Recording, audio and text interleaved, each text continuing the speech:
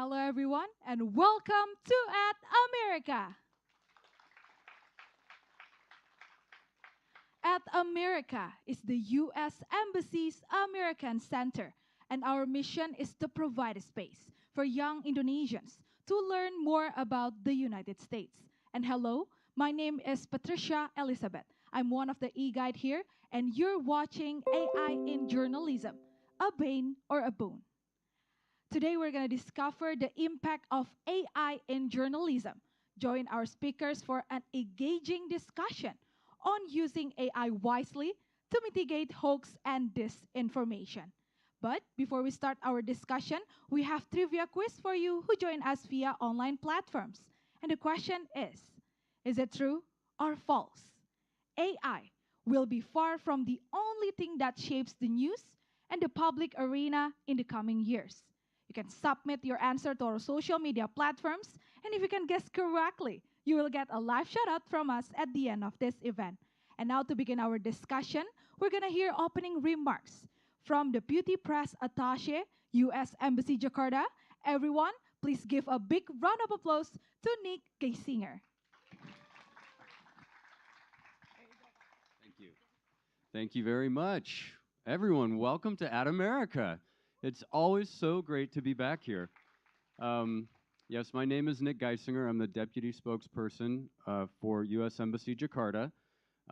Wonderful to have you here today. I love coming to At America. My favorite thing to do is to speak with the students. I understand you came from maybe a little bit far away. Universitas Multimedia Nusantara, that's you all, right? All right, let's see who's going to be louder. And then we have Universitas Indonesia Esa Unggul. All right. And I hear we also have some IT and tech enthusiasts with us as well. You know, I'm not surprised that we have such a mix of an audience because AI is something we are all interested in right now. It's entering the classroom. It's entering the newsrooms. We're trying to figure out the implications of what that means. It's speeding certain things up, but at the same time, what are the risks? Are there perhaps integrity issues that we have to think about when it comes to AI technology? And then, of course, hoaxes, deep fakes.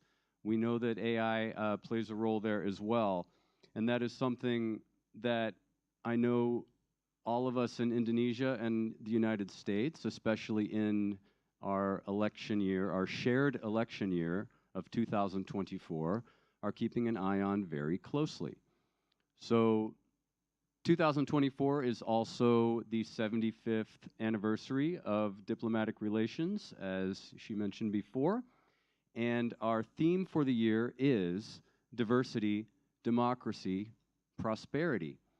And I think AI, although it factors into all of those, I think democracy is really the one that I start thinking about when it comes to artificial intelligence and how it's going to play out. So I know we're going to have a very interesting discussion today, and I want to thank our speakers who are with us. Melissa, who is joining us from afar, maybe we'll see her in a bit, bright and early from Virginia. Oh, there she is. Hi, Melissa. Good morning. Good morning. Good afternoon. Good morning to you. Good evening, afternoon to us. Ibu Ides from Kominfo, thank you so much for being here, for sharing the government perspective. We have Pak Laban from Narasi. Thank you, Laban. I know your outlet has been a pioneer on this issue. And of course, Pak Alvin, thank you for moderating. Thank you so much for being here and sharing your experience as well. So once again, thanks to everyone for coming, and let's have a great discussion today. Thank you so much, Pat Nick, for your warm opening remarks. And now to begin our discussion, allow me to invite our amazing moderator. He is a lecturer at Universitas Multimedia Nusantara. Everyone, please welcome Silvanus Alvin.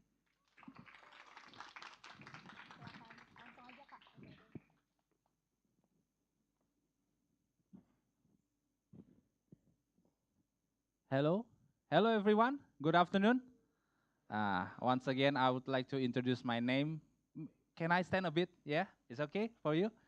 Uh, my name is Alvin, and I'm from Universitas Multimedia Nusantara, and I'm very excited to of course, to the U.S. Embassy for inviting me as a moderator for today's event. And I would like to open this event based on my experience, just a little bit, a personal experience. This is my third time coming into the At America. The first time I coming as a participant, just as like yourself, sama seperti kalian. The second time, when I was working as a journalist in Liputan 6 SCTV, I was invited to the At America to learn more about the environmental journalism. That's the second time. And the third time is I'm standing right here in the stage as a moderator. I think what Nick said is I'm rising up the ladders. So that's just a personal experience from me. Now, so if today's topics, we are going to talk about AI in journalism, a Bane or a Boon. We know that AI is a new word. It's a buzzword. It's exploded in all Google search. But AI, firstly, is founded in 1956 at the Dartmouth conference back in the US. Now, the development or the increasing AI uses is happening in the 2022. Because of what? Because of the ChatGPT. And it disrupts many things from maybe as a student, you use ChatGPT to answer the question for the midterm or the final test. But that's not the opportunity that the AI gives to you. There's a lot of things like what Nick said, hoaxes, deep fake, changing the voices, and anything. Therefore, there's a lot of opportunity, but there are also a lot of drawbacks from AI. In Indonesia, in the journalism studies, in the journalism practice, there are the first one is Berita Tagar ID. They cover the sport news, and then last year, TV1 released AI presenters, and I really think it is very important for us and a lot of the participants from the youngsters to understand about AI. Therefore, we have three speakers. The first one, Miss Melissa Hathaway, who joined us online. She is globally recognized as a thought leader in the fields of cybersecurity and digital risk management. She also served in 2 US presidential administrations as the spearheading the cyberspace policy review for President Barack Obama and leading the comprehensive national cybersecurity initiative for President George W. Bush. Please give Ms. Melissa a very warm welcome by applauding him. Next up, I want to invite Ms. Ides or Mediodecci Lustarini. She is the senior legal analyst team for corporation affairs of the Directorate General of Public Information and Communication Ministry of Communication and Informatics Cominfo. To Ms. Ides, please we give her the warm applause from us. And yeah, join me in the stage. And lastly, we have Mr. Laban Laisila, who is an award-winning journalist and also the head of Newsroom in Narasi. He is also an AJI chief candidate. He is responsible including supervising in-depth story programs, as well as managing the production of news updates and features. Once again, give us a warm applause to Mr. Laban.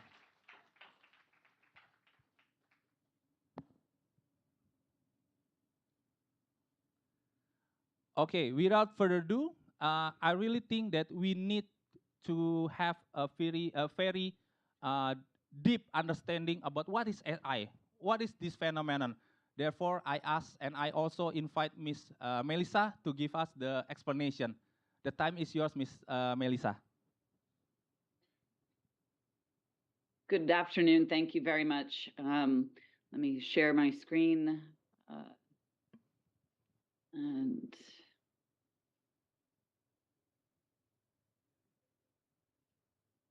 hopefully that is working. Can you see it fine? Okay, now it's on. Okay, excellent.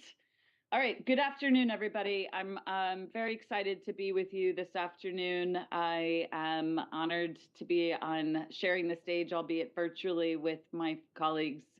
I prepared a few presentation slides on AI and journalism in particular.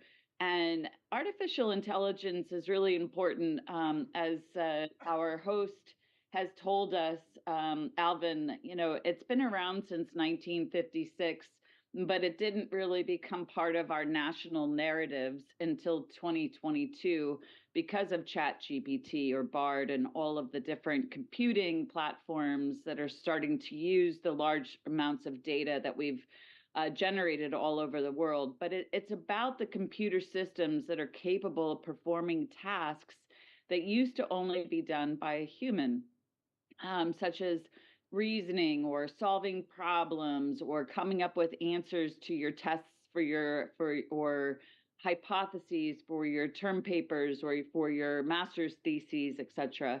And so now, if a computer can actually write the news story, we have to actually ask the question about where are we thinking about information coming from? What is truth? What is not true? How do we think about integrity and the like? And so it really starts to question, how we think about the democracy or diversity of ideas if the computer already has a bias toward giving you a particular types of answers based on the data that has been generated for these math equations or for the computer systems. So when you think about artificial intelligence and how it's actually changing, and there are lots of different ways to manipulate the conversation or manipulate the online information space. We've seen manipulated photos and doctored photos. This is not new. This is something that used to be very manual in labor, and now it's quite easy to swap a face or touch up a makeup or change a hair color or doctor a video. And you start to see it's in mainstream media with some of the challenges that Taylor Swift and others are having with photos being manipulated online. We are also seeing voice being manipulated and or used. We had here in the United States, we had a phone call that was distributed during some elections that was in theory to be President Biden, but it wasn't President Biden. It was a synthetically generated or an AI, artificial intelligence generated voice that looked or it sounded like President Biden. And it's quite easy to do, especially if somebody is giving speeches in online media all the time. It's quite easy to actually then mimic their voice and create a synthetically generated voice. But we're also starting to see synthetic generated videos, hoax or deep fakes that are just changing or alternating the truth just a very small bit. We're seeing this actually now happening over in India on the elections that are happening in India against some of President Modi's actual competitors or the people who are running against him. We're seeing changes in videos in the Hamas and Gaza strip, and it's quite troubling because we as individuals don't know what is true and what is false, what was synthetically generated from a computer and what was actually real and videoed from a phone or from a camera, etc. And so we have to start to question how things and people or adversaries might be manipulating that conversation. So these are algorithmic generated information, math generated, computer generated information that we need to start to think about. Is it true or is it false? So websites are starting to host AI created false articles, and it's increased more than 1,000% in the last year, where we've gone from just 40 to 6,000 different websites that are hosting AI generated false articles. And that disinformation as a service it's inexpensive. It only costs about $15 for a media article or opinion piece to be generated. And we're starting to see that false news stories will spread like a virus, 70% more likely to spread than a true story, because it has something in it that is I would call sticky, something that is generating an interest that people want to share it. Not that they should share it, but they want to share it because it's so outrageous, or it's so informative and everything. So the disinformation as a service, it's inexpensive, and it is it's not illegal to share or to spread the false information. And this is where we're going to hear a little bit about some of the regulation later that is happening around the world, of how do we as governments, or how do we as individuals start to tell the difference, discern the difference between true and false, and should we start to make the spread of false information illegal?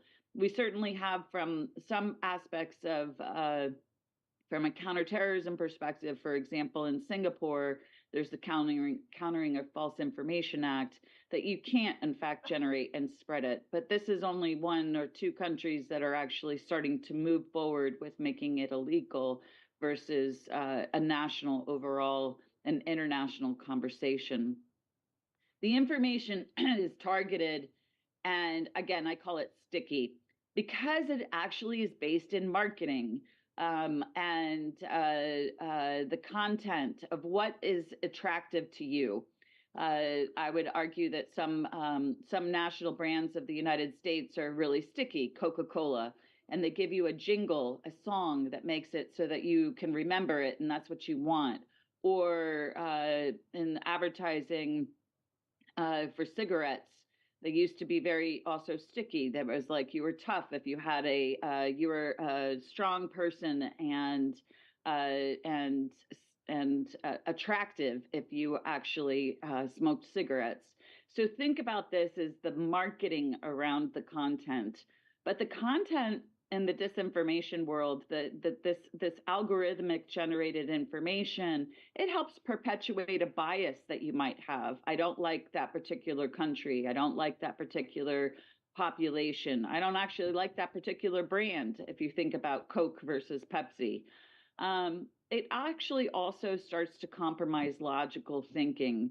We call this cognitive hacking, of really kind of thinking about how you as an individual have been trained to think about what's right and wrong, what you should be doing from a societal norm, and or not be doing from a societal norm. And so it compromises the way you have actually been brought up to think about things. And then it can, in fact, exploit a psychological vulnerability. I'm afraid of that particular event or that type of issue. And so when you start to think about this, if it's rooted in marketing, it's rooted in what you want to see. It's rooted in and has a basis for what you find attractive and what you want to continue to read. And so it's a kind of it continues to perpetuate this the information that you want to have. And if you think about like a TikTok algorithms actually start to know what type of music you like and what you prefer, and then it'll keep on pushing you information of what you prefer. This is the same type of information targeting that we're seeing from the algorithms. The math actually knows what you like, and then it pushes it to you. So disinformation is really about deliberately manipulating the environment, undermining how you think about things, trying to deceive you, to push you in a particular direction, could even cause harm. And so we're seeing like a number of different trends, cultivating fake or misleading personas and websites. So I already said there's thousands of websites that are propagating false information. But then there's also people, your avatar could be a misleading persona. I just created the avatar because that's something that you want to see. It's not necessarily really me as an individual. And so you have to start to question, is that a computer generated persona, or is that a real person that I'm talking to? We've talked a little bit about deep fakes and synthetic media. Synthetic media is a photo, it's a video, it's a voice generated from a computer. And we're seeing this again all over the world, where we're seeing deep fakes or synthetically generated false information. We're also seeing the news stories amplify conspiracy theories or talk about events that aren't actually true or about individuals. And this can be from, again, the high profile movie star or singer to a high profile politician. We're seeing the abuse of alternative platforms, and that could be the social media, it's the websites, and almost an amplification of information on different types of platforms. So I'll start a conversation, let's say in Facebook, and then you'll see something appear in a TikTok video, and then you'll see an information, a story in a media outlet. And it's all really kind of planned based on each of those platforms of what is the type of content that you would like to have. Exploiting data gaps is, I'm going to tell you a story, and I'm going to leave some of that story out. And when I leave some of that story out, I'm going to exploit that data gap, and I'm going to fill in part of that story and make it plausible so it sounds like it could be true. And then we start to see it really is eroding confidence in fact-based reporting. Can I believe that media outlet to tell me the truth? Is that story real? Was there really an earthquake in this particular region? Was there really a fire? Did that politician really say that? And these are the things that we have to be asking ourselves as we're starting to look at of what's happening. Is it a Bane or is it a Boon in the media industry? And that requires us to think about, how do I protect myself, or how do I think about a solution?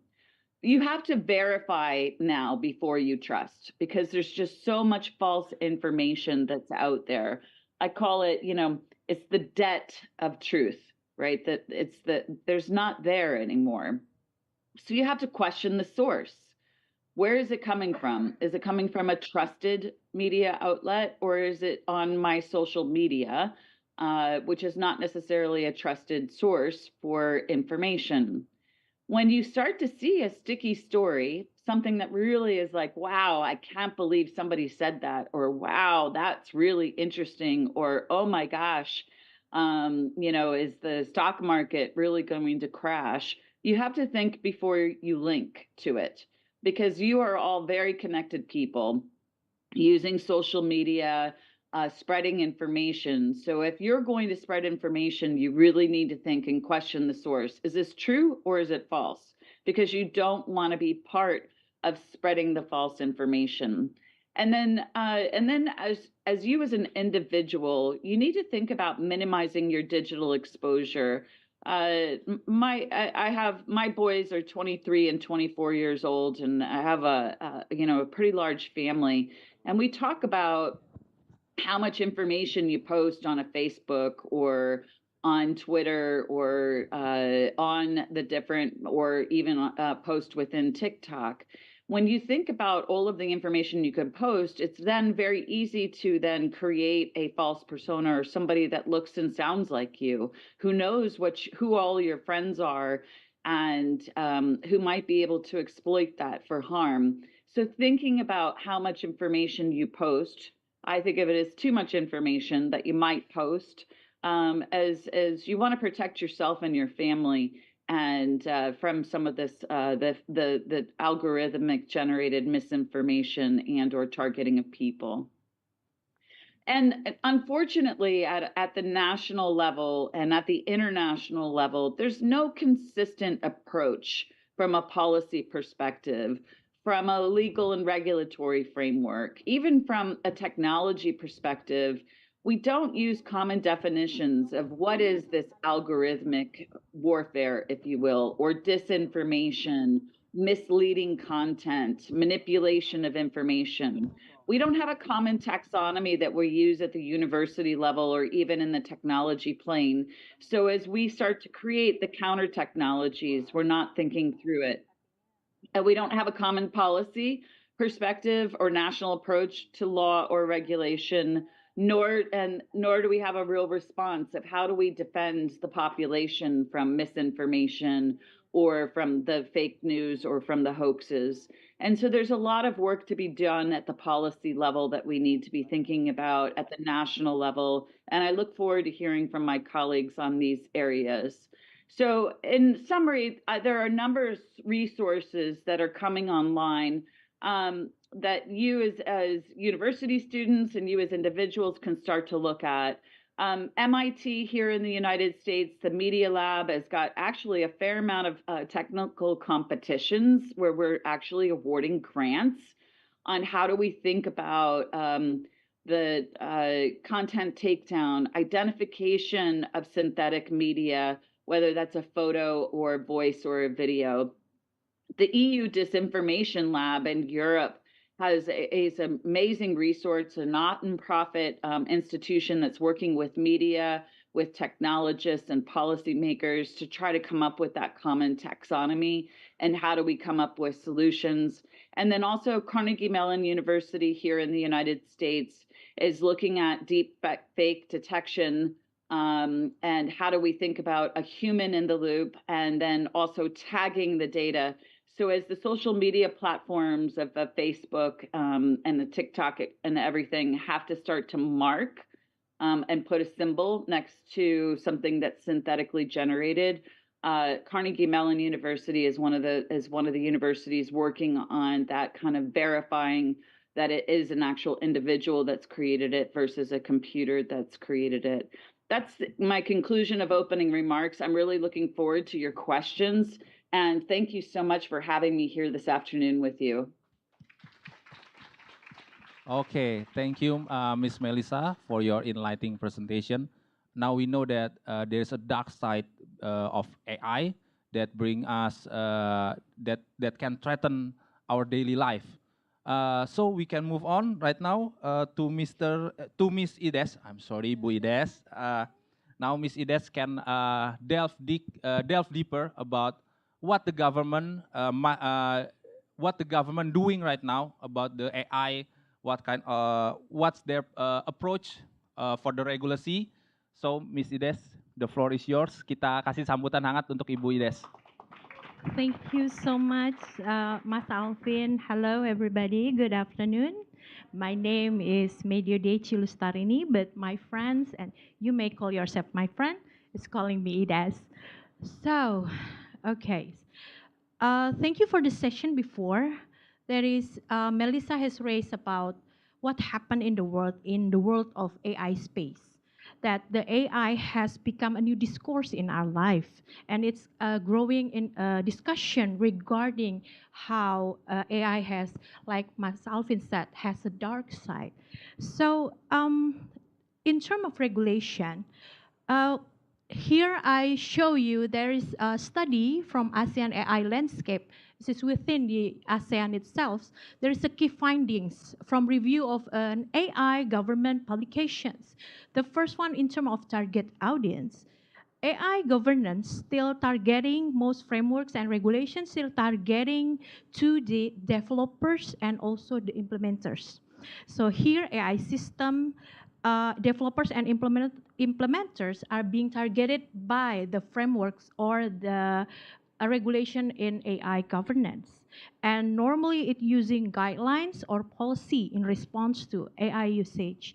And then second, in terms of initiative, it just providing recommended. So it's not really a regulation when we, in terms of AI, it's still recommendation for action or further policies, and how the national government could develop governance mechanisms and frameworks to build digital ecosystem for AI and upskilling workers.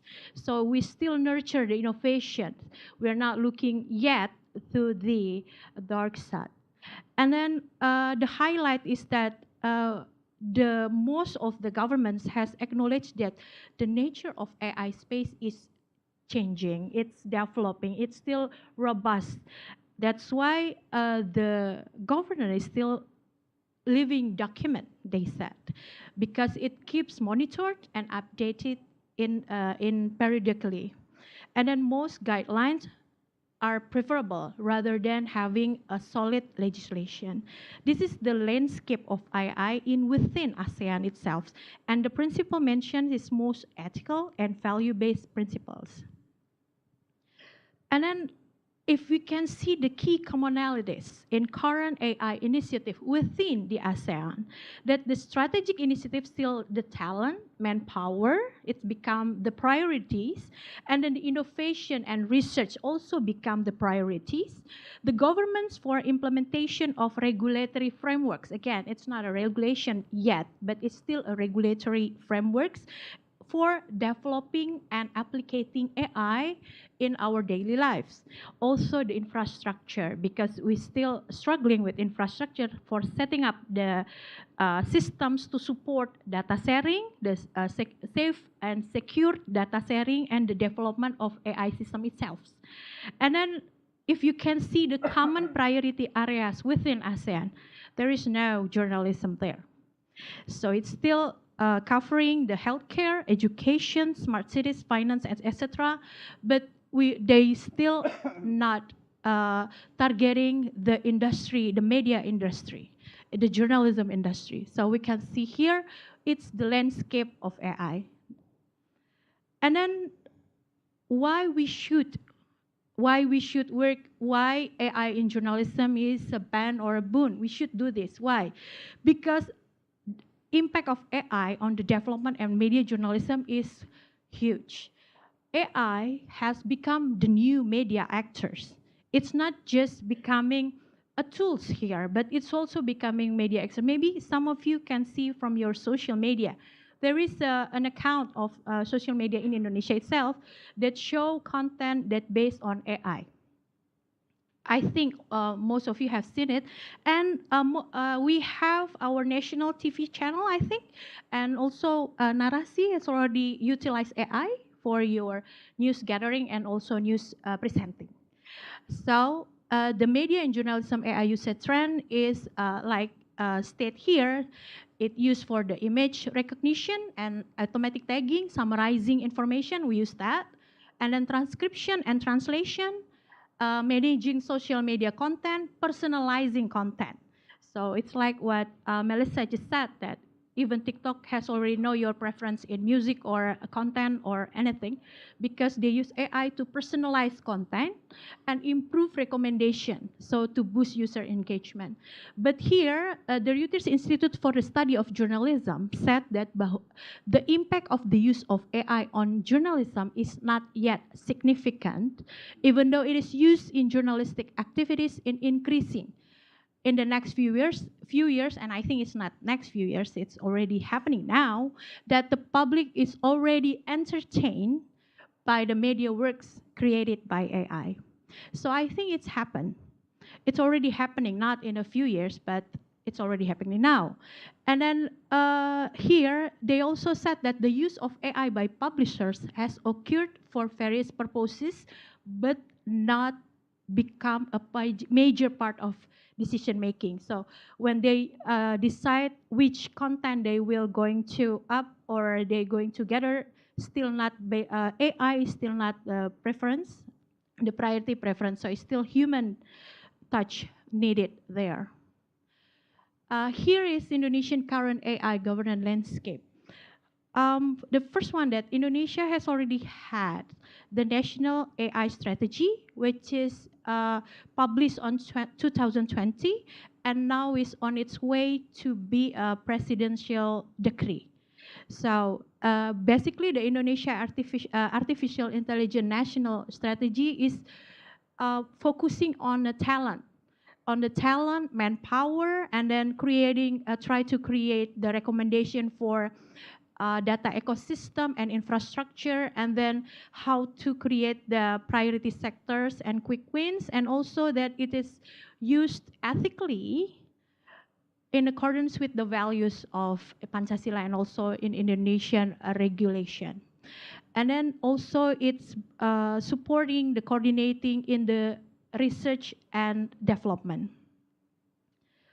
The second one is, we can see here is Indonesia current AI governance. Why I said that's current, because at this moment, not many Indonesian regulation that has incorporated AI or regulate AI. The first one is government regulation number 5. This is only categorizing AI as a low mid-risk business. And then the second one is the minister regulation. It's just said that it is the Ministry of Communication and Informatics that is become the coordinator in AI regulation in Indonesia and in AI business. And then this circular of the Minister of Communication and Informatics, this is cover the ethics of AI. So here is the direct, I think I can say that it's direct policy to AI governance in Indonesia is the circular of the minister. And then in the context of journalism, AI regulation is still emphasized on, the first one is ethical decision-making frameworks. So media outlets should develop and adopt ethical decision-making frameworks tailored to the use of AI. It should guide journalists and also the media organization itself in assessing the ethical implication of AI technology and making informed decision about its use. So the use of AI needs to be disclosed. You should not use, the media outlet and journalists should not use AI in silence, but they need to be transparent with that. And the second one is the capacity building and awareness, where there is the need or for media and information literacy, not only amongst the journalists, but also to the public, to help individuals critically understand AI-driven content. And also they need to identify potential bias and make informed decisions. And it's not only for journalists, editors, and also media professionals, but also the public at large as the media audience. So how is Indonesia decide their ethical principles? So we work together with community and also the association and also industry. So there is at the moment, there is 9 ethical principles that is becoming, becoming the ethical principle that is guidance, that is inclusivity, which is AI needs to be inclusive. And then a second one is humanity, security of the system, and accessibility and transparency. And so this is very important, transparency, because the disclosure of the use of AI needs to be promoted. And then credibility and accountability. So the information that use AIs need to be credible and accountable. AI usage also needs to protect your data, because AI is a big data gathering, so it's possibly to violate personal data. It's possibly to violate any information that you uploaded to the digital. If you set your, like for example, your pictures, it can be fabricated, and then your date of birth, don't put your date of birth on your social media, because it's part of the personal data protection. And also AI needs to be sustainable. So it needs to support the sustainable development and also environment. And the last one is it needs to protect and respect intellectual property. So when it's not yours, because it's part of anyone else's intellectual property right. So this is some guidelines that I summarized from several governance on AI in the world. So there is 3 approach.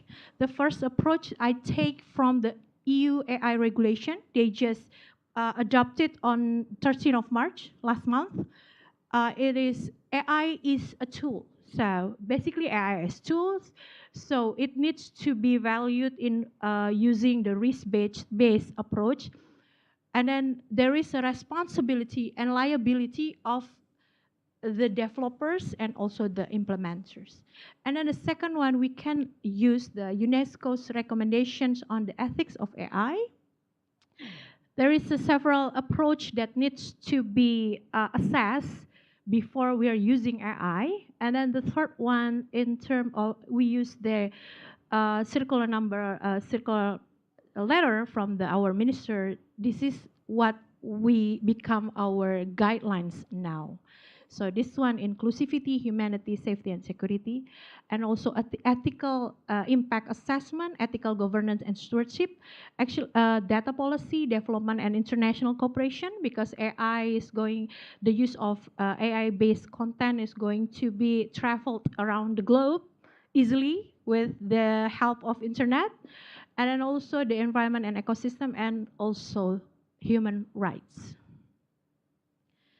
So what is the challenge of AI adoption in terms of media and journalism? As a media actor, so AI is, there is a potential misuse.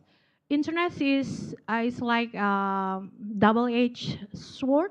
There is have a good side and have a bad side. So it's the same with AI. As a tools, there's a potential misuse of AI. These 6 potential misuse has been widely recognized and this one is also become a discussion at the moment in terms of regulation.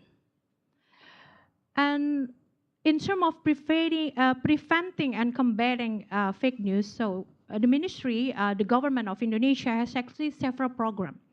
The program is basically preventing and then combating. The first and the most priority in Indonesian government is the national digital literacy program, because there's no way what we intend to is to educate people to make them more literate, so they can able to identify themselves, and so they can have the value in terms of content on information, the fake news and everything. And we have several layers of the digital literacy program. And second one is that public participation is a priority part of this program. So we're partnering with social media providers and with the civil society community, press community, and intergovernment collaborations. So this is all is the complaint channel. So if you see hoax news, you see misinformation, you can just report it to this channel. So we do have a website, we have emails, we have Instagrams, Facebook, Twitter, and now X actually. And we have also chatbot on Telegrams. We have the WhatsApp number. So you can use these channels if you want to report regarding the fake news. And then the third one is content filtering. So we do have a systematic cyber patrol. We have complaint line. We also do the clarification of fake news, which hoax stamp releases, and this is a sample of the hoax stamp. So if it's the news hoax, and then we check the fact, and then if it's hoax, and we put stamps like this, and we ask our partners, including media, to share it to the public. And then we also have legal measures to make sure that there is no human rights violated in terms of content filtering, because we still feel that freedom of expression needs to be upheld. And then we also have the Press Council collaborative action to strengthen the press role. So the need to Press Council collaborative action is to strengthen the press role in combating misinformation and disinformation. And then the second one, there is the need to capacity building and certification to enhance the competence of journalists, editors, and media professionals. So I think this is what I can share regarding the AI in terms of regulation approach. I know that there is 2 different regulation approach is share this, but we can elaborate more during the discussion. Thank you so much. All right. Thank you, Ms. Ides. That was very thought-provoking. I think I can summarize 3 things from your presentation. First, that as of right now, there is a regulatory framework. The second one is the government preparing us, the public, to be more literate and more skillful in using the advanced technology. And lastly, we need the public participation and also the media. Yeah. And that's my bridging to you, Mr. Laban. How the media use AI in the daily basis and how the media see AI. So I think it is your time to give us your perspective from Narasi. Please, Mr. Laban. Okay, thank you, Alvin. Yeah, I think I will not only give you the perspective. I mean, not so, only sharing you the perspective. I will share you also the example how AI can we use AI in our story. And thank you, Nick, for inviting me. But to reduce or to minimize the language barrier, allow me to present in Bahasa, in local language. And if it's not, That's okay. It's okay ya. Kita pakai bahasa. Karena pakai kita bahasa. cinta bahasa Indonesia juga. Iya. And for Melissa, Melissa dengar nggak ya? Yep, Melissa. I hope you uses AI so you can understand what I'm saying. I use Google Translate. Okay, that's good. That's good, Melissa. And I hope, I believe Nick has tips in his head, so he know what I'm saying. So, kalau tadi Melissa menjelaskan soal menakut-nakuti kita bahwa AI punya sisi buruk. Ya betul, AI punya sisi buruk teman-teman. Deepfake dan menyebarkan misinformasi.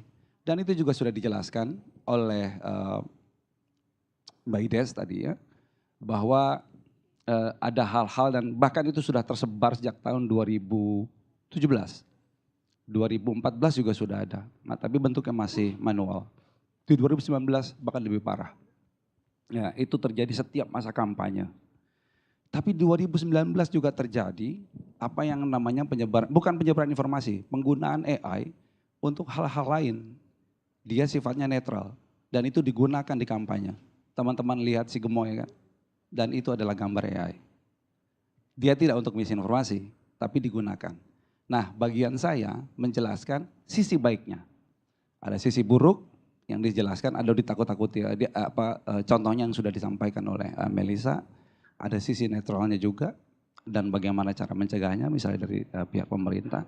Lalu kami dari kalangan pers atau media. Seringkali media disebutkan bahwa dia punya peran penting. Sebetulnya peran pentingnya ada di teman-teman semua juga yang menggunakan AI. Bukan cuma dibebankan kepada kami oleh media. Tapi begini, karena perannya besar, maka paling tidak kami mencoba melakukan dulu dan menerapkan bagaimana AI ada di dalam setiap karya jurnalistik kami. Tentu penerapan AI di jurnalisme, di dunia jurnalisme di Indonesia tidak sehebat yang ada di Amerika. Tapi saya bisa percaya dan punya keyakinan kita di Indonesia jauh lebih maju daripada di Eropa. Di Indonesia ada beberapa televisi sudah menggunakannya. Misalnya dengan presenter AI. Mungkin teman-teman udah pernah lihat di televisi ya, yang masih menggunakan menonton televisi terestrial, itu teman-teman pasti menonton. Nah, saya ingin lebih maju daripada itu. Narasi pengen jauh lebih maju daripada itu. Kita tidak hanya menggunakan AI dalam konteks visual saja, tapi kami menggunakan tools AI untuk menganalisa sesuatu. Di Narasi, kita menggunakan AI untuk in-depth reporting dan investigasi. Saya ingin menunjukkan satu contoh. Sebetulnya saya membawa dua contoh klip ya. Membuat dua contoh klip di mana AI kami gunakan, macam-macam AI. Saya gunakan dalam dua cerita investigasi. Salah satunya adalah, bisa diputar nggak ya teman-teman? Saya memberikan cue dulu. Ini adalah salah satu contohnya. Kota ini dijuluki ibu kota tuna di Filipina. Hampir 80% pengelolaan tuna di Filipina berlokasi di Gensan. Napas Gensan hidup dari laut. Hampir 200.000 penduduk di kota ini menggantungkan kehidupan dan pendapatan dari industri perikanan. Sebagai sentra industri perikanan, Gensan punya pelabuhan General Santos Fishport Complex yang sangat modern dan luas. Dekat dari situ terdapat bandara yang memudahkan ikan tuna segar dikirim secara kilat ke Eropa, Jepang, atau Amerika. Masalahnya, mayoritas ikan-ikan tuna yang ada di Gensan bukan dari perairan Filipina. Tapi ikan-ikan itu adalah curian dari perairan negara lain, terutama Papua Nugini dan Indonesia. Bagi Gensan, sosok mengerikan itu datang ketika Susi Pujiastuti diangkat jadi menteri. Menteri Kelautan dan Perikanan, Ibu Susi Pujiastuti. Grafis-grafis statistik tangkapan ikan ini jadi penanda. Ketika Susi dilantik jadi menteri, roda ekonomi mereka langsung tiarap. Untuk memperkuat hipotesis ini, kami menganalisa jumlah kapal-kapal ikan yang sandar di General Santos dalam kurun 2015 hingga 2017. Analisisnya menggunakan metode kecerdasan buatan yang dikembangkan untuk mendeteksi sebuah objek secara real-time dari dataset SAR Sentinel-1. Lokasi analisa terfokus di pesisir Gensan sepanjang 5,2 km dari Calumpang hingga General Santos Fishport Complex. Baik, di situ tidak terlihat, tapi itu sebagai teaser saja supaya teman-teman lihat narasi newsroom buka mata. Ya. Di situ nanti teman-teman akan lihat betapa kami sangat masif menggunakan yang namanya AI tools. Apa saja yang digunakan di dalam situ? Banyak teman-teman. Kalau tadi tidak terlihat di visualnya, karena visualnya akan muncul di video kedua, yang berbeda juga. Kami menggunakan beberapa tools AI yang ada di sini. Di dalam menginvestigasi kapal-kapal yang melakukan illegal fishing di perbatasan antara Filipina dan Indonesia, kami sampai menggunakan AI yang namanya, kami menggunakan, OSAT. OSAT ini AI yang bisa memetakan kapal-kapal, sekaligus kami bisa mendeteksi dari apa? Lampu kapal. Di situ kita bisa menggunakan, seringkali ya begini, illegal fishing itu biasanya lampunya dimatiin tuh di tengah-tengah di tengah-tengah laut, biar tidak terdeteksi. Tapi ada residu lampu itu yang bisa ditangkap oleh si AI ini, yang ditempelin di dalam satelit. Itu satu. Belum lagi scraping datanya. Kami menggunakan banyak sekali AI. Nah, untuk untuk menggunakan visualisasinya, kami biasanya menggunakan Midjourney. Ini visualisasi untuk ilustrasinya. Ada satu lagi yang namanya runway, convert a still image to video. Jadi teman-teman itu bisa, AI itu bukan cuma tampilan si gemoy saja, bukan kita misalnya mengubah gambar avatar dari Mas Alvin menjadi kartun ya. Enggak, banyak sekali tools AI yang bisa kita gunakan. Nah, saya ingin membuktikan kalau bicara AI, itu yang ada tentu harus ada di kepala kita. Kalau kita mau menggunakannya baik, maka akan jadinya baik.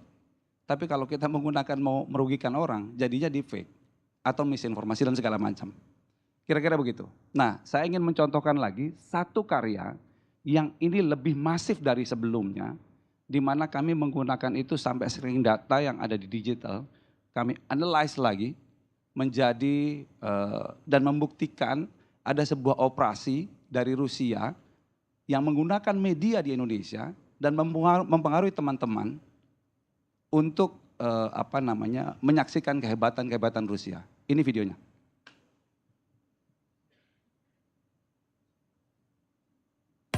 Di era digital saat ini, propaganda berubah wajahnya. Media sosial dan platform digital jadi medan pertempuran baru. Manipulasi algoritma jadi bagian dari strategi, membuat kita jadi korban dalam pertempuran naratif global. Perang Ukraina jadi contoh kecil bagaimana pertarungan digital berlangsung, dan Rusia adalah salah satu lakon utama dalam teater propagandanya. Narasi berkolaborasi dengan Remo TV dan Center for Information Resilience melakukan investigasi mendalam terkait ini, dengan kanal YouTube Tribun Timur sebagai sampel utama.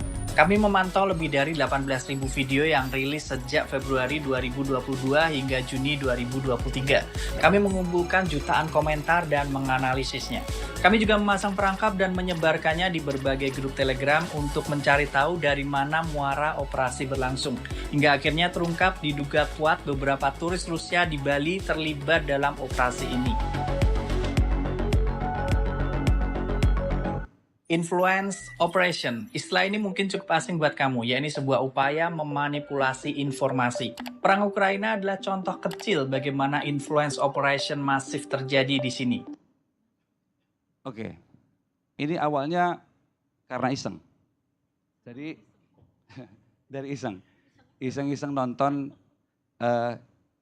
tim saya gitu ya, namanya Akwam Hanifan. Dia adalah salah satu jagonya OSIN. Jurnalis yang memang punya kemampuan OSIN ya. OSIN itu open source intelligence kalau teman-teman dipahami ya. Jadi awalnya kita nonton video perang Ukraina.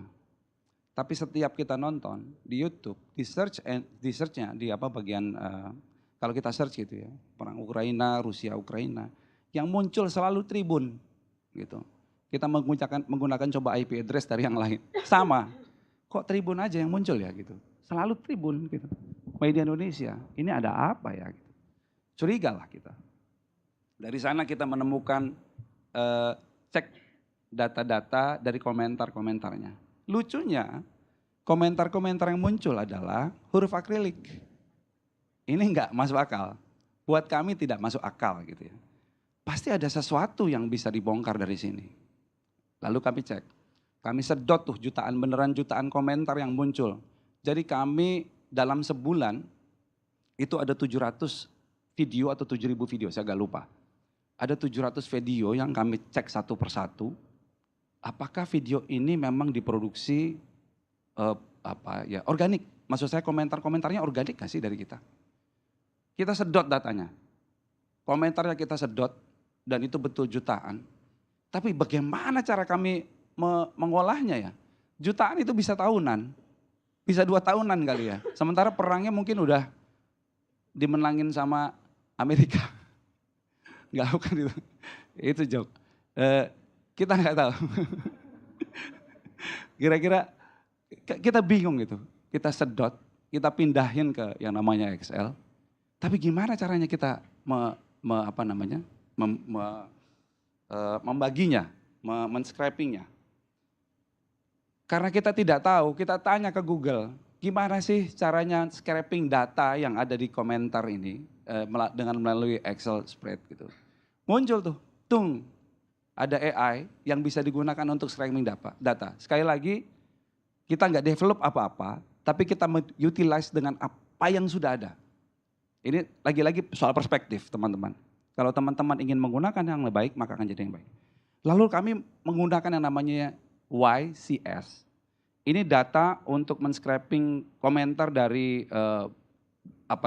komentar dari video-video yang terupload. Ada sekitar 2.000 video dengan jutaan komentar tadi gitu ya. Terus data tadi kita unduh, lalu kita ubah dalam versinya CSV. Nanti kalau nanya jangan teknis ya. Kalau teknis agak sulit saya menjelaskannya. Tapi kira-kira begitulah. Nah dari situ kami mengembangkan lagi. Dapat tuh akhirnya teman-teman datanya kita pisahin. Kita ngecek lagi IP address-nya. Ternyata orang-orang yang memberikan komentar di situ, itu adanya di mana IP address-nya? Di Bali. Lucu ini. Agak lucu gitu. Kami memetakan dari orang di Bali ini sampai akhirnya ada di Moskow. Mereka dipekerjakan sebagai, teman-teman pasti dengar yang namanya digital nomad. Kepanjangan ya Mas? Oke, ada yang digital nomad. Di sana tuh ada kampung yang namanya kampung Rusia gitu. Tapi kita tidak bisa membuktikan satu-satu ya. Intinya mereka itu beroperasi dari Bali. Beroperasi dari Bali dan dilihat dari IP address-nya. Hanya dari kecurigaan kecil-kecil kami aja. Lalu kami buka itu gitu. Nah, di dalam karya yang tadi, dalam 2 detik pertama teman-teman pasti lihat, itu bukan kami yang buat. Tapi ChatGPT itu, nggak perlu diulang lagi ya Mas ya. Tapi dalam 2 detik, 3 detik, ada nih gambar salah satu anak narasi, terus tiba-tiba berubah dia. Nah, kami menggunakan prompt khusus gitu, yang kira-kira berkaitan dengan perang Ukraina, munculnya kayak gitu. Jadi ada 2 hal tadi. Kami menggunakan data visualisasinya dari ChatGPT, sekaligus juga menganalisanya dari AI, dengan menggunakan AI. Nah di situ kami juga menggunakan Agelix misalnya. Ini tools AI-nya untuk data cleaning dan analisis di spreadsheet. Itu teman-teman bisa menggunakannya. Jadi kalau misalnya mau skripsi nih, gunakan Agelix saja. Pasti dosen-dosen di UMN sama di SM Unggul nggak ngerti itu, percaya deh. Karena gue udah ngomong, karena saya udah ngomong pasti jadi ngerti juga. Gitu. Itu memudahkan kita teman-teman. Kedua, kami menggunakan namanya Perplexity AI. Ini tadi ya, itu digunakan untuk screening video mana yang layak diunduh lah kira-kira. Banyak sebetulnya yang saya pengen ungkap data-datanya di sini. Tapi saya pikir 2 video tadi itu membuktikan bahwa sebetulnya penggunaan AI di jurnalisme itu sudah hampir pasti sedang berlangsung dan akan berlangsung jauh lebih masif lagi. Mungkin narasi baru pertama, saya boleh mengklaim ya, narasi baru orang yang pertama, tapi media yang pertama. Tapi sesungguhnya teman-teman sudah menggunakannya. Saya yakin banyak menggunakan DeepL di sini. Karena saya hampir tiap hari menggunakan DeepL gitu. Kalau misalnya Nick buka email saya lihat, oh saya nggak ngerti ini apa yang diomongin ya, saya buka DeepL gitu. Itu kan AI juga gitu. Tapi intinya teman-teman, saya mengembalikan tadi ya, kalau saya bicara tadi hal yang baik, saya ingin mengembalikan lagi. Tugas kami tentu tidak akan bisa mereduce yang namanya misinformasi. Misinformasi kalau nggak dibantu sama teman-teman. Begitu juga dengan deepfake gitu ya. Karena untuk membuktikan deepfake itu memang agak sulit. Sampai sekarang belum ada tools. Atau saya belum tahu, mungkin belum tahu, membuktikan ini deepfake atau bukan gitu ya. Mungkin saya belum tahu, tapi saya yakin itu akan ke depan atau akan ke depan. Nah, lagi-lagi saya ingin mengajak teman-teman bahwa untuk menghalau misinformasi bukan hanya tugasnya narasi saja atau media saja, tapi saya berharap teman-teman menggunakannya juga untuk menghalau yang namanya misinformasi. Karena saya ingin menyentil yang namanya Mbak Ides nih, ya. Karena misinformasi itu juga, gitu ya, itu bahkan bisa dilakukan oleh penguasa. Ya, kalau bahasanya Rocky Gerung, siapa yang dia punya kuasa, dia bisa membuat misinformasi sangat jauh lebih lebih masif juga. Begitu teman-teman, terima kasih. Okay, thank you Mr. Laban for the presentation. So from Mr. Laban, we can learn that we can use AI for our own benefits and also for the benefit for the public. So now it is time to open the floor for question, especially to the on-site audience. Apakah ada yang mau bertanya? Dan silahkan, you can use bahasa or you can try to use English. We are very welcome gitu. Yang penting stay concise to the question, or you can comments from the 3 speakers. Mungkin ada yang mau bertanya?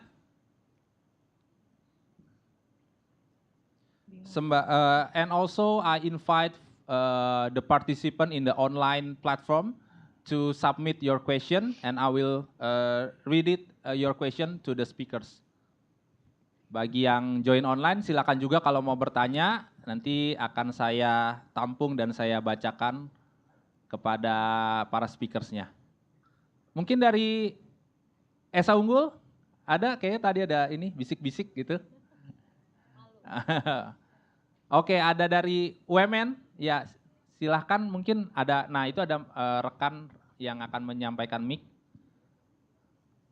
Please stand up and state your name and be concise with your question.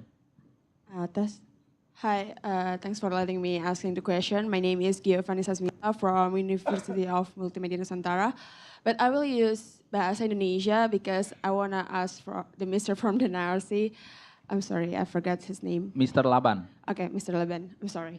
I wanna ask that, jadi kan selama ini kita selalu takut kayaknya ya sama AI gitu. Tapi banyak juga yang bilang bahwa posisi jurnalis nanti itu profesinya yang akan digantikan oleh AI. Tapi ada juga pihak yang berkata bahwa kita tuh sebenarnya nggak usah takut tergantikan sama AI kalau si jurnalisnya itu bisa menguasai AI.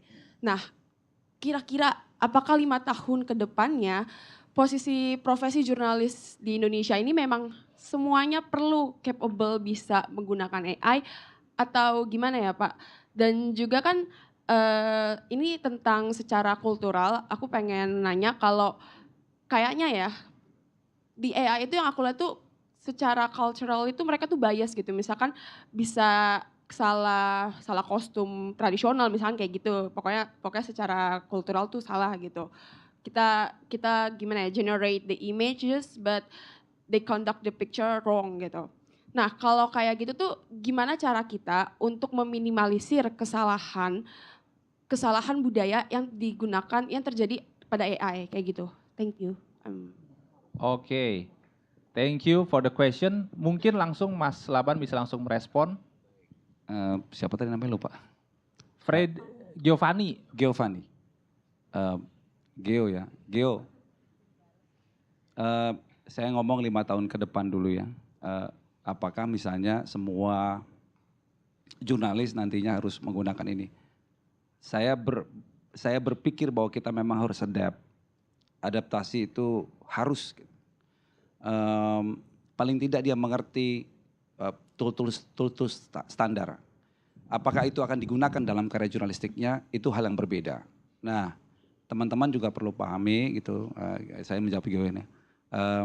Nanti trennya itu untuk sesuatu, untuk daily content, itu mungkin bisa jadi digunakan oleh AI. Makanya trennya sekarang untuk para jurnalis itu tidak lagi berharap atau membuat konten yang konteksnya adalah daily basis. Daily content. Yang akan menang itu adalah konten-konten in-depth dan investigasi. Gitu teman-teman. Jadi kalau masih tetap ada di jalur yang harian, sosial media semua mata bisa menjadi jurnalis. Jadi buat apa gitu? Saya pikir udah hilang, trennya udah hilang. Apakah akan tergantikan gitu ya posisi jurnalis ini? Saya akan memahaminya bahwa jurnalisme nanti ujungnya adalah hanya sebuah nilai gitu ya. Semua orang bisa jurnalis, misalnya gitu ya. Ini keyakinan saya sampai detik ini bahwa value-nya tetap masih ada dan itu bisa digunakan oleh siapa saja yang mungkin namanya jadi berbeda gitu. Nah, berkaitan dengan tadi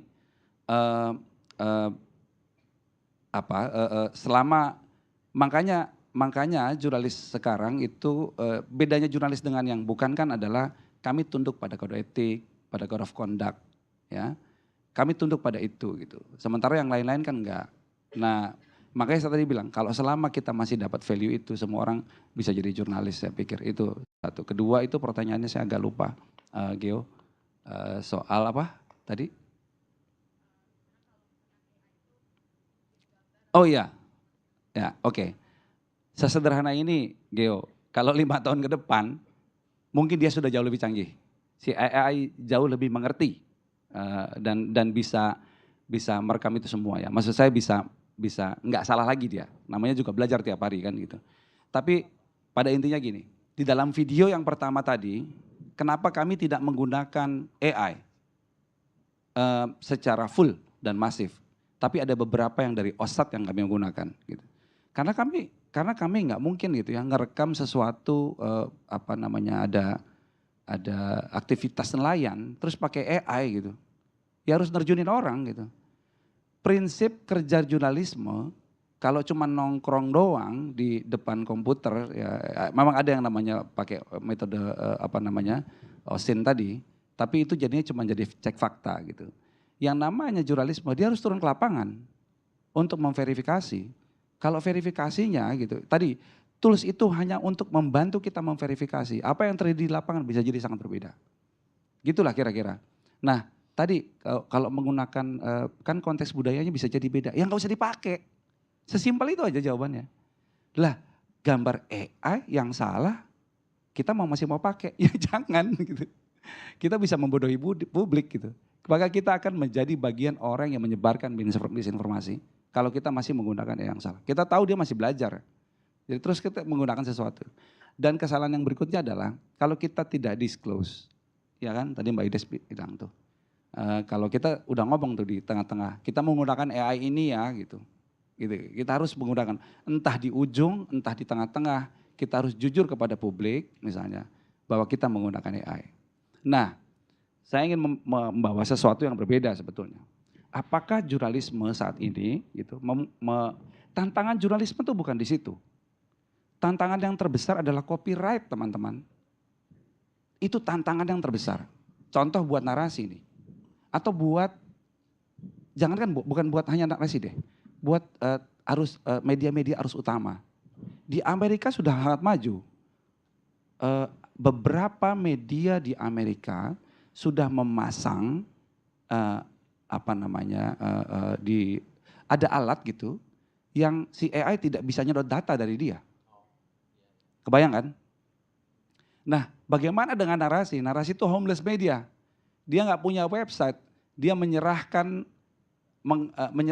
atau menjadi hamba sosial media untuk bagian distribusi. Begitu kita taruh di YouTube, di Instagram, di TikTok, di Twitter atau X, di Facebook, maka AI punya kesempatan menyedot data dari yang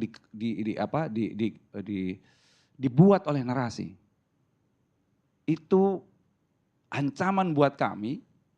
Maka AI itu tidak mengakui copyright kami gitu loh. Itu ancaman banget tuh buat kita. Makanya dibutuhkan Mbak Ides ya untuk bisa membuat aturan-aturan yang berpihak kepada jurnalisme yang bagus, yang berkualitas, ya bahasa-bahasanya begitulah ya. Atau bisa menggiring bahwa penggunaan AI ini sangat berpihak kepada masyarakat misalnya, bicara soal copyright dan segala macam. Itu tantangan terbesarnya teman-teman. Bukan hal-hal yang tadi itu secara teknis bisa kita jawab. Tantangan terbesar itu, copyright. Dan media-media di Indonesia belum sadar itu teman-teman. Dia masih membuka websitenya kepada publik atau yang bisa disedot oleh AI. Sehingga begitu AI kembali meredistribusi itu nggak ada lagi tuh namanya dia, nama yang memproduksi atau media yang memproduksi. Kira-kira gitu ya. Terima kasih Alvin. Okay, thank you Mr. Laban, and also thank you for the question. Maybe you care to add comments based from what Mr. Laban explained before I give it another opportunity to ask from the floor, please, Ms. Ides. Izinkan saya untuk menambahkan dalam bahasa Indonesia ya, karena tadi pertanyaan dalam bahasa Indonesia. Please excuse me Melissa, I'm going to speak in Indonesia. Benar kata yang disampaikan oleh Mas Laban bahwa jangan takut bahwa suatu pekerjaan atau masa depan dengan AI itu membuat kita menjadi sulit. Sulit iya, tapi hilang tidak. Karena semua still needs human touch. Dan rezim regulasi atau AI governance itu sudah yang pertama mereka kedepankan pertama adalah human centric. Kedua, dia tidak boleh melanggar human rights, artinya dia tetap sentralnya adalah manusia. Kemudian ketika bicara AI sebagai tools, dia bukan sebagai penentu, sehingga memang manusia yang harus mengontrol AI, karena AI adalah tools. Dan ketiga, rezim regulasinya adalah risk based. Artinya nanti ke depan insya Allah ya mungkin mudah-mudahan Mas Laban yang saat ini sedang masuk di dalam diskusi regulasi adalah bagaimana kita mengkategorikan penggunaan AI di dalam setiap kategori resiko. Jadi ada yang memang ketika dia resiko tinggi sehingga dia tidak boleh. Ada yang dia tidak perlu diatur karena dia mungkin resikonya rendah. Kalau bicara soal copyright challenge, betul bahwa memang copyright challenge itu memang menjadi permasalahan dan ini udah harusnya dari sekarang. Di Indonesia belum terasa karena orang Indonesia masih unaware soal pentingnya copyright. Karena di kita juga piracy masih banyak. Plagiarism juga masih mengemuka dari level terendah hingga level tertinggi, itu kita harus akui. Makanya kalau Kominfo ditanya program apa yang menjadi prioritas, bukan content filtering tapi literasi. Karena harus dari manusianya yang memahami bagaimana mengatur level-level resiko tadi. Jadi level resiko tadi tidak ditentukan oleh tools namun oleh manusia. Nah, kemudian tadi apalagi yang saya dicolek terus sama Mas Laban, kami berusaha Mas, bagaimana kita bicara soal saving quality journalism, karena memang kehadiran media actors itu memang mulai mendisrupsi bisnis model media yang luar biasa. Dan mudah-mudahan dengan kerjasama tentunya di sini pemerintah sebenarnya hanya sebagai encouraging, pendorong ketika bicara pers governance in Indonesia, because it's highly based to the press community itself. Karena we have a very rigid regulation in terms of freedom of the press that separate government from the press community. Tapi kerjasama dengan komunitas pers, kerjasama dengan semua orang-orang yang peduli pada pers itu kami lakukan supaya kita bisa mendorong regulasi yang tetap berpihak. Jadi keberpihakan regulasi itu memang sangat penting dan saat ini kita sudah melakukannya dengan yang namanya meaningful participation. Setiap regulasi tidak akan dikeluarkan tanpa adanya uji publik, tanpa adanya partisipasi dari masyarakat. Itu saja tambahan dari saya. Terima kasih. Oke, terima kasih Bu Ides. Thank you, Miss Ides. If is there any question? Okay, we have another question. Thank you, Mas. I would like to ask for Ma'am Melissa, if I'm not mistaken. Okay, so hi Melissa, my name is Anis. I'm from President University. I would like to ask, all the one that you mentioned is all the bad things from AI, right? All the bad things that happen because of AI. I want to know your thoughts. Do you still believe that AI will be in good use in the future, or you think that no, AI has to be vanished because all the AI done is very, very bad? Or you still have hope for AI in the future? From you, Melissa, and then for Miss Bu Ides. Bu Ines? Okay, Bu Ines, I would like to ask, like, do you have in the governance, like, do you have any plan for the new policies for the media itself? Because all I see, you mentioned that the priority areas is all healthcare, education, and smart cities. One of them is like, I didn't see any media here, but we know that media is one of the biggest source of information. So I want to know, do you have any plans in that, or do you have anything in your sleeve in the governance? So thank you so much. Okay, thank you. What is your name? Anis. Okay.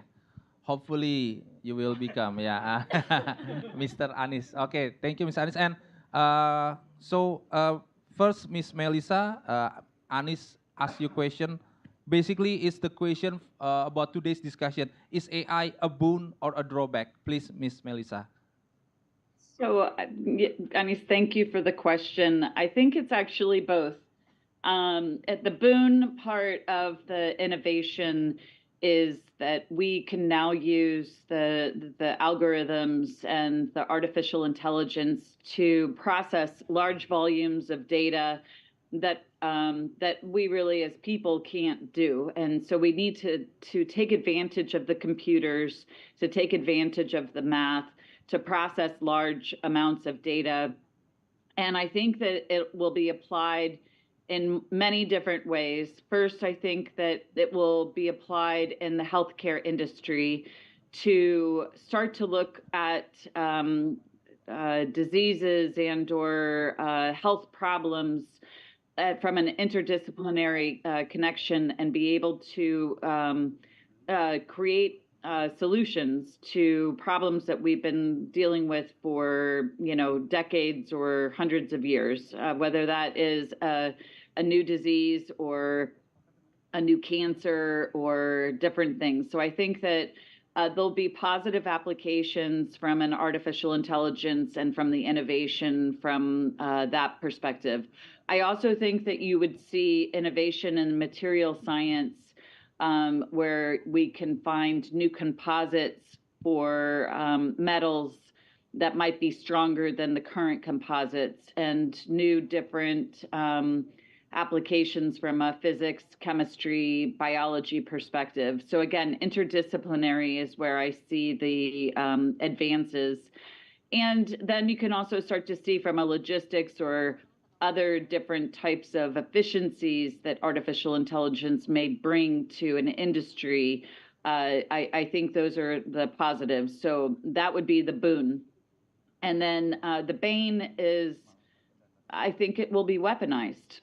And it's being weaponized from an information perspective, but I think that the same types of benefits that we could see from the technology and science perspective, you could probably see something else unexpected be weaponized from the technology. So thank you for the question.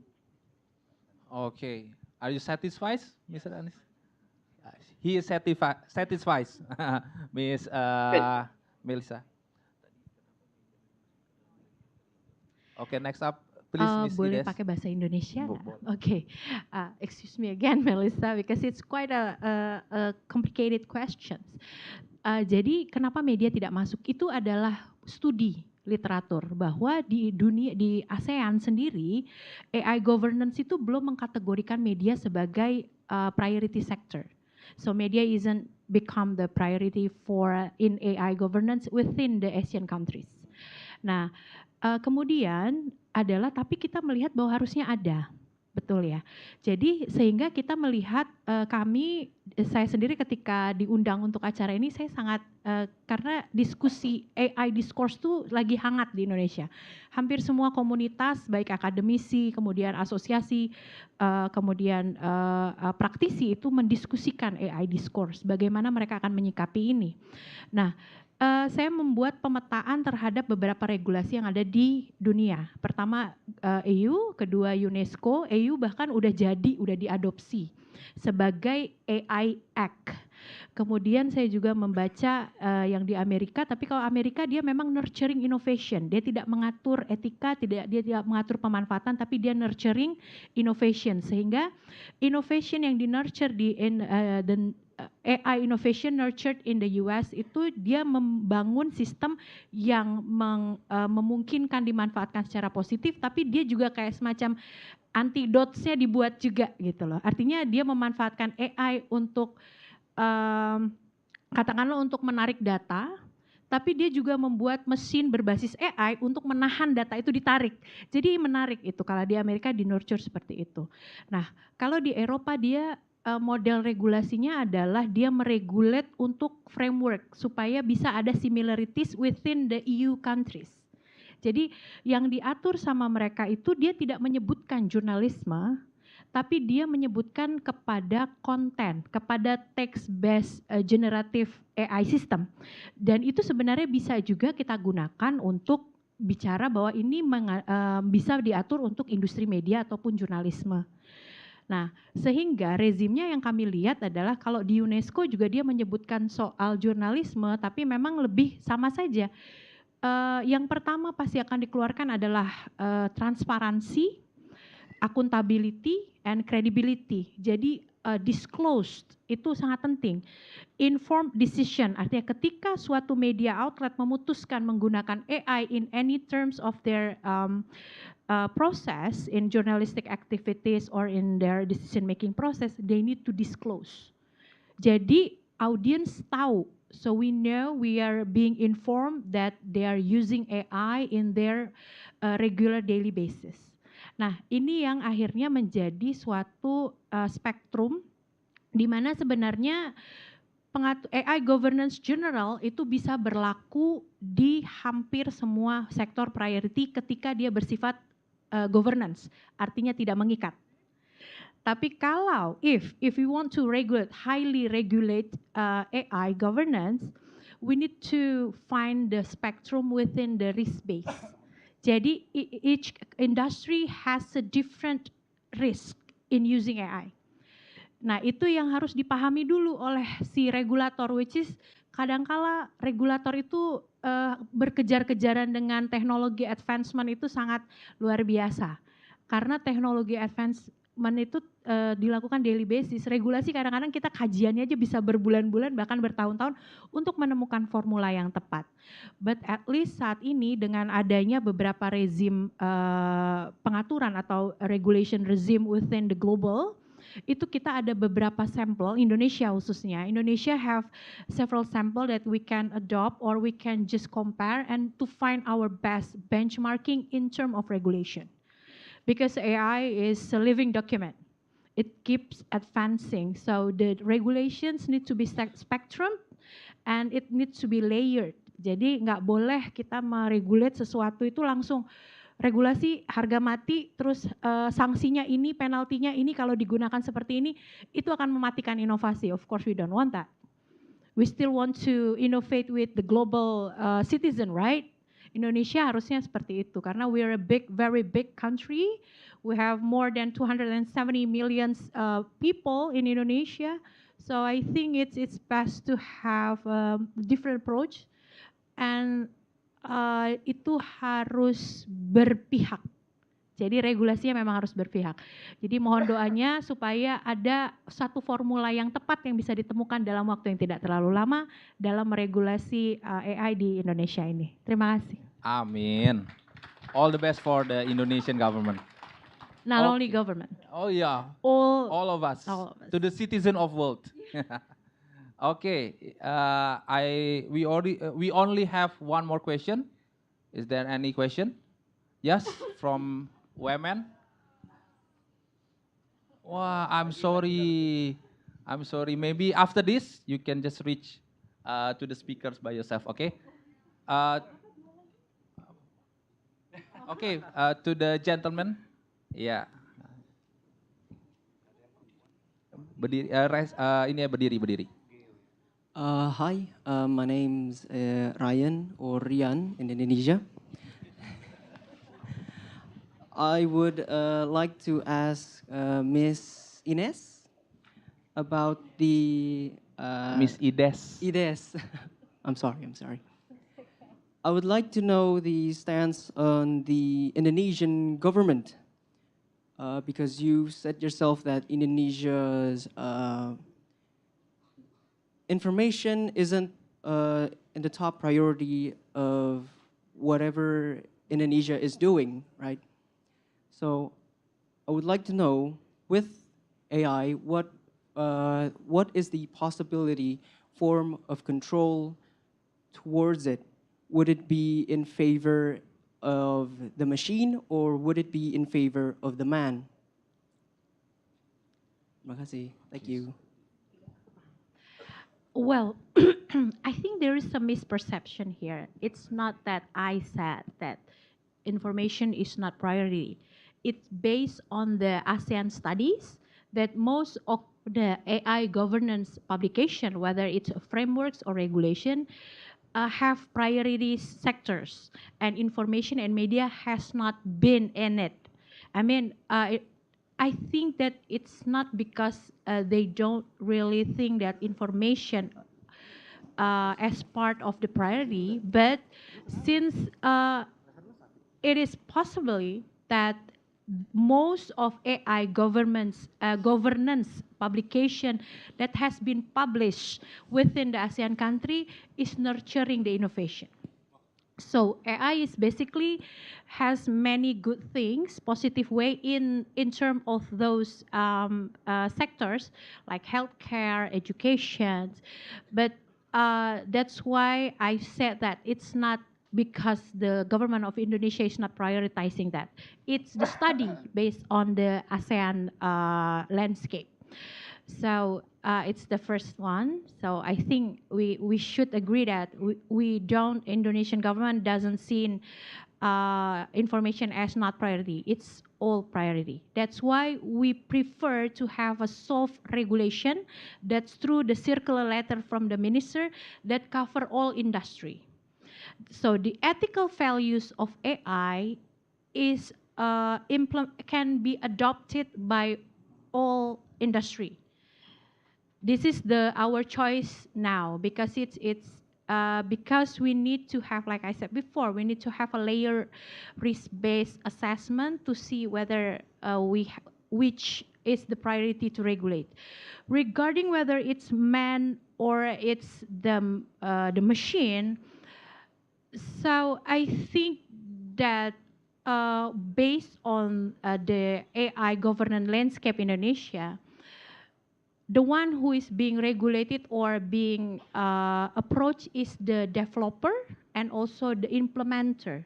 So it's not the machine, it's not the innovation that being governing, that being governance, but it's the who using the machine. It's the AI developers, the AI business actors, or the electronic system providers. That is the individuals or corporations that needs to be targeted.